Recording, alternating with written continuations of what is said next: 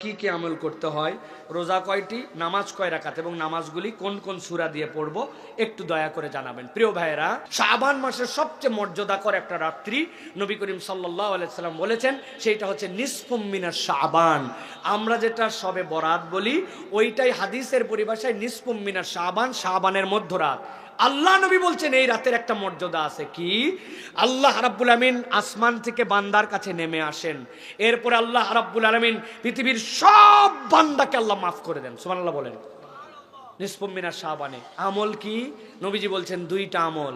একটা আমল হচ্ছে তোমার জীবনে শিরিক মুক্ত হতে হবে, 2 নম্বরে মুশাহিন, তোমার অন্তরটা বিদ্বেষ মুক্ত হবে। কিচ্ছু না, কেবল শিরিক মুক্ত, বিদ্বেষ মুক্ত। আল্লাহ এই 2 অন্তরের আমলে আল্লাহ তাকে মাফ করে দেন। এখন আমি কি কোনো আমল এক্সট্রা করব কিনা? করতে পারেন, তবে তার আগে জানতে হবে এক লোক নামাজই পড়তে পারে না, পঙ্গু হাসপাতালে শুয়ে আছে, এক লোকের ডাক্তার নিষেধ করে দিছে, তার ওষুধকে তো ইনজেকশন নিতে হয়, তার 3 ঘন্টার বেশি সে না খেয়ে থাকলে তার অবস্থা খারাপ, ওই লোক হাসপাতালে শুয়ে আছে। এখন সে কেমনে ক্ষমা পাবে? তারা যদি বলে যায় 3টা রোজা রাখো, রাত্রেবেলা এত রাকাত নামাজ পড়ো, আল্লাহ জেনারেল করে দিলেন তোমার অন্তরের আমল এটা। অসুস্থ, সুস্থ, আধা সুস্থ, অতিরিক্ত সুস্থ, কম সুস্থ, ভালো, আকেল, সকলে তোমরা শিরিক মুক্ত হও, আর তোমরা বিদ্বেষ মুক্ত অন্তর, মুখ ভাইয়ের প্রতি বিদ্বেষ তুমুকের এই মুক্ত করো, আল্লাহ জেনারেলি তোমাকে মাফ করে দিবেন। সুবহানাল্লাহ বলেন। এইটা শবে বরাতের মূল আমল। আর 2 নম্বরে রাসূলুল্লাহ সাল্লাল্লাহু আলাইহি ওয়াসাল্লাম থেকে প্রমাণিত আছে যে আপনি চাইলে এই দিনটার মধ্যে সিয়াম পালন করবেন। এই সিয়ামটা আপনার জন্য বরকতের সিয়াম। অতএব আপনি সিয়াম পালন করবেন। রাত্রেবেলা আপনার মন চাইছে আপনার ঘরের মধ্যে অতিরিক্ত সালাত আদায় করবেন, সেটা 2 রাকাত, 4 রাকাত, 6 রাকাত, 8 রাকাত, কিন্তু এইটার জন্য একবার সূরা ফাতিহা, এরপরে একবার ইন্না আতাইনাকাল কাউসার, 10 বারের পরে সূরা ইখলাস। এইরকম কোন তরিকা কোরআন সুন্নাহ দ্বারা প্রমাণিত নয়। অতএব এইটা আপনারা করবেন যে আপনারা সালাত আদায় করলেন, রোজা রাখলেন, আর অন্তরের এই 2টা রোগ আমার আছে কিনা এইটা মুক্ত করতে হবে। এটাই হচ্ছে আপনি যেটা শবে বরাত বলতেছেন, হাদিস যেটাকে নিসফুম মিনাশ শাবান বলতেছে, এইটার আমল। আপনি সারা রাত নামাজ পড়লেন, আগে একটা রোজা রাখলেন, পরে একটা, ওই দিন একটা, কিন্তু আপনার অন্তরটা পয়সা গেছে হিংসা বিদ্বেষে ভরা, কারো উন্নতি দেখতে পারেন না, কারোর প্রতি আপনার ভাল লাগে না, সকলের প্রতি আপনার হিংসায় ভরা মন, কাউরে মাফ করতে পারেন না, উমুকে উমুক করছিল ধরে রাখছেন মনের মধ্যে, এদিকে নামাজে ফাটাই ফেলতেছেন, রোজায় ফাটাই ফেলতেছেন, আপনার এগুলো একটাও কাজ করবে না, আপনার পাত্র ঠিক নাই, ওর মধ্যে কোনো আমল বাঁধবে না, ঠিক কিনা? অতএব এই 2টা আমাদেরকে করার জন্য চেষ্টা করতে হবে। আল্লাহ আমাদেরকে বোঝার তৌফিক দান করেন। শবে বরাতে হালুয়া রুটি তৈরি করে মানুষের ঘরে ঘরে দেওয়া, নিজেরা খাওয়া কি রসমের আওয়াজ? কুমিল্লা অঞ্চলে এটার ব্যাপক প্রচলন আছে।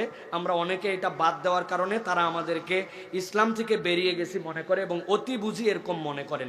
বিশেষ করে মহিলারা এগুলো করার জন্য স্বামীদেরকে অনেক সময় বাধ্য করেন। বিশেষ করে আমাদের এলাকায় এটি আছে, দয়া করে জানাবেন। প্রিয় ভাইয়েরা, প্রথম কথা ভাই, একটা হাদিস আপনাদেরকে জেনে রাখতে হবে। সেটা হচ্ছে নবী করিম সাল্লাল্লাহু আলাইহি সাল্লামের কাছে আসার পরে জিজ্ঞাসা করছে, ইয়া রাসূলুল্লাহ আইয়ুল আমালি আফদাল, হে আল্লাহ রাসূল, দুনিয়ার সর্বোত্তম আমল কি? আল্লাহ নবী সাল্লাল্লাহু আলাইহি সাল্লাম অনেক হাদিসের মধ্যে বলেছেন ইতআমুত তুআম, মানুষকে খাওয়াও। আসমানের নিচে জমিনের উপরে যত অনেক আমল আছে, মানুষকে খাওয়ানোর থেকে উত্তম আমল নাই। সুবহানাল্লাহ বলেন। কেউ যদি তার জীবনে বারাকা চায়, আমার সালাফরা বলতেন 4 পাওয়া জন্তুকে পানি খাওয়াও। অনেক দিন ধরে বরকত হয় না, সংসারে টানাটানি পুরায় না, যা রুজি করি কেন জানি আগায় না। 4 পাওয়া জন্তু মানে কি? 2 পাওয়া জন্তু মানুষকে তো খাওয়ানি, কুকুর, বিড়াল, শুয়োর, গরু, ছাগল। আল্লাহ নবী সাল্লাল্লাহু আলাইহি সাল্লাম যে খাওয়াতে বলেছেন, আম করে রেখেছেন ওইটা। সালাফরা বলতেন বরকতের এইটা, প্রাণীর মধ্যে দয়া করা। এখন কথা হচ্ছে, আমরা যে শবে বরাতের মধ্যে হালুয়া রুটি এইটা খাওয়াচ্ছি, এইটার সাথে আমাদের সম্পর্ক কি? এইটার সাথে আমাদের একটা রেশমের আওয়াজ হয়েছে, এইটা খাওয়ালে মনে হয় পুরা বছর আমাদের জন্য ভাগ্য পরিবর্তন হয়ে যাবে, পুরা বছর আমাদের জন্য ভালো খাওয়ার ব্যবস্থা হবে, পুরা বছর বোধহয় আমাদের জন্য এটা একটা বিরাট বড় পুণ্যের কাজ হবে। এইটা যদি ইবাদত মনে করেন আপনি, তাহলে আপত্তি আছে। কেননা রাসূল সাল্লাল্লাহু আলাইহি ওয়াসাল্লাম সাহাবীদের যুগে, তাবেঈদের যুগে নিসফুম মিনাশ শাবান ছিল, কিন্তু ওই যুগে এই কালচার ছিল না। এখন আপনি যদি এটাকে ইবাদত মনে করেন তাহলে ঝামেলা। কিন্তু এটা যদি আঞ্চলিক একটা কিছু হয় যে হ্যাঁ মানুষ মানুষকে খাওয়ায়, সেটা সব দিনও খাওয়াতে পারেন, আপনার মন চাইছে এই দিনও খাওয়াতে পারেন। আপনার সব দিন সুযোগ হয় না, আপনি শুক্রবারে যেরকম খাওয়ান অন্য দিন খাওয়ান, এরকম খাওয়াতে পারেন। কিন্তু এইটা করলে একটা ইবাদত, এটা যে করবে না তার জন্য বিরাট গুনাহ। হালুয়া বানাতে হবে 8-10 ধরনের, এটা ইসলামের নামে অপসংস্কৃতি হয়ে যাবে। কিন্তু ইসলাম খাওয়ানোকে উৎসাহ দিয়েছে। আপনি নিরেট যদি মানুষকে খাওয়াতে চান সেখানে আপত্তি নাই, কিন্তু মনে রাখতে হবে আল্লাহ রসুলের সুন্নাত এবং ইসলামের প্রতিষ্ঠিত বিধানের মধ্যে নতুন কোনো ইবাদত বানানো যাবে। এখন এটা যদি রসমের ওয়াজে ইবাদত হয়, বাদ দিয়ে দেন, ইবাদত হিসেবে এটা করা যাবে না। আশা করি আপনাদেরকে সংক্ষিপ্তভাবে বুঝাতে পেরেছি। যে ছেলে 5 ওয়াক্ত নামাজ পড়ে না, সে কি তার পিতার জানাজা পড়াতে পারবে? আমাদের এলাকায় এরকম ঘটনা ঘটেছে এবং অনেক মানুষ এই ছেলেকে আবার নামাজ পড়ানোর জন্য উৎসাহ দিয়েছেন। জিজ্ঞাসা হচ্ছে সে নামাজ যদি পড়িয়ে ফেলে তার নামাজ হবে কিনা। প্রিয় ভাইয়েরা, এখানে 3টা দিক আছে। প্রথম দিক হচ্ছে ঈমান, ইসলাম আর বেঈমান, এর মধ্যে কুফুর, এইটার মধ্যে পার্থক্য হচ্ছে সালাত। একজন মানুষ যদি সালাত না পড়ে, আমাদের আগেকার যুগের মানুষেরা, প্রথম যুগের মানুষেরা মনে করতেন নামাজ পড়ে না কে? বেঈমান। যে মুসলমান আমার নামাজ পড়ে, আর মুনাফেকও নামাজ পড়তো, জানেন? আল্লাহ নবীর সাথে মুনাফেকরাও নামাজ পড়তো, মুনাফেকই করতো, কিন্তু নামাজ বাদ দিত না। তাহলে উনারা পার্থক্যটাই বুঝতেন, নামাজ পড়ে না মুসলমান না, নামাজ পড়ে মুসলমান। তাহলে আমাদের মুসলমানিত্বর চিহ্ন সালাত, এটা বাদ দেওয়া যাবে না। দ্বিতীয় কথা যেটা, পিতার জানাজার জন্য সবচেয়ে বড় হকদার হচ্ছে সন্তান। পৃথিবীর সব টাকা পয়সা দিয়ে কোনো পৃথিবীর শ্রেষ্ঠ হুজুরকে ভাড়া করেও যদি আপনি তার দিলের যে আবেগ হবে, আর সন্তানের জন্য যদি, পিতামাতার জন্য সন্তান যদি দাঁড়ায়, তার দোয়া যেটা কবুল হবে, নবীজি সাল্লাল্লাহু আলাইহি সাল্লাম বলেছেন 3 ধরনের দোয়া ফেরত দেওয়া হয় না। এর মধ্যে মজলুমের দোয়া, সন্তানের জন্য পিতামাতার দোয়া, পিতামাতার জন্য সন্তানের দোয়া, এইগুলা কবুল দোয়া, সেই হিসাবে হকদার সে। তৃতীয় কথা হচ্ছে, যেই বেটা 5 ওয়াক্ত নামাজ পড়ে না, এই বেটা যদি জানাজার নামাজে দাঁড়ায়, তাহলে পিছনে যারা নামাজি মুসলমান তার বাপের জানাজায় গেছে, তাদের অবশ্যই কিছুটা আপত্তি আসবে, ঠিক না ভাই? তুমি 5 ওয়াক্ত নামাজ পড়ো না, তুমি বাবার জানাজা পড়তেছো, আমরা সকলে দোয়া করতে আসলাম, আমাদের তো দিলের কষ্ট আছে। যদিও এটা আমাদের আবেগ এবং বাস্তবসম্মত আবেগ, কিন্তু মনে রাখতে হবে 5 ওয়াক্ত সালাত ইন্ডিভিজুয়াল ফরজ, আর আপনার জন্য জানাজার যে দোয়া করতে আসছেন এটা একটা জানাজার ইন্ডিভিজুয়াল হুকুম। সেই হিসাবে কোনো ছেলে যদি তার বাপের পিছনে দাঁড়ায় যায়, আর পিছনে যদি সবাই নামাজিও পড়ে, তাহলে তার জানাজা হয়ে যাবে, এবং আল্লাহ চাইলে এই দিন থেকে আল্লাহ যেন তাকে হেদায়েত দেন, এইটা মনে রাখতে হবে।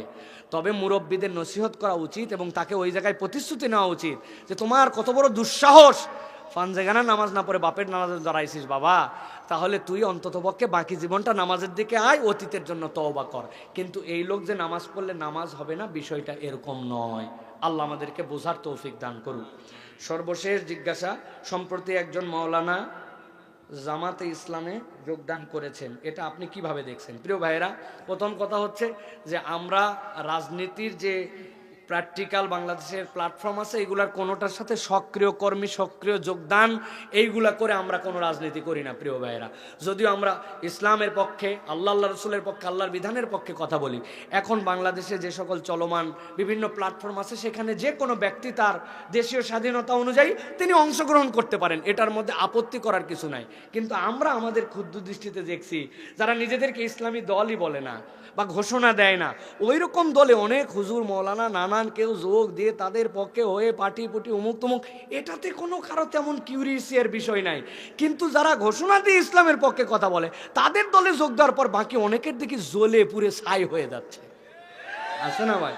তাহলে বোঝা যায় যে আপনার অন্তরের মধ্যে অনেকের বিদ্বেষটা আছে, ওইটা দলকে টার্গেট করে, ওইটা আপনার বিভিন্ন দলের প্ল্যাটফর্মকে টার্গেট করে। সুতরাং আমাদের সকলের মধ্যেই ভুল থাকবে, ভুলের থেকে বেরিয়ে আসার জন্য চেষ্টা করতে হবে। আর যিনি যারা এরকম করে যোগদান দিবেন, তারা কেন যোগদান করেছেন তারা ক্লারিফাই করলে, তাদের অন্তর না খুঁজে তাদের মুখের বক্তব্যের উপর সন্তুষ্ট থেকে আমাদের চুপ করে যাওয়া উচিত। আল্লাহ আমাদেরকে বোঝানোর তৌফিক দান করেন, বোঝার তৌফিক দান করেন, আমাদেরকে এক এবং নেক হওয়ার তৌফিক দান করেন। ওয়া মা আলাইনা ইল্লাল বালাগ। আসসালামু আলাইকুম ওয়া রাহমাতুল্লাহি ওয়া বারাকাতুহু।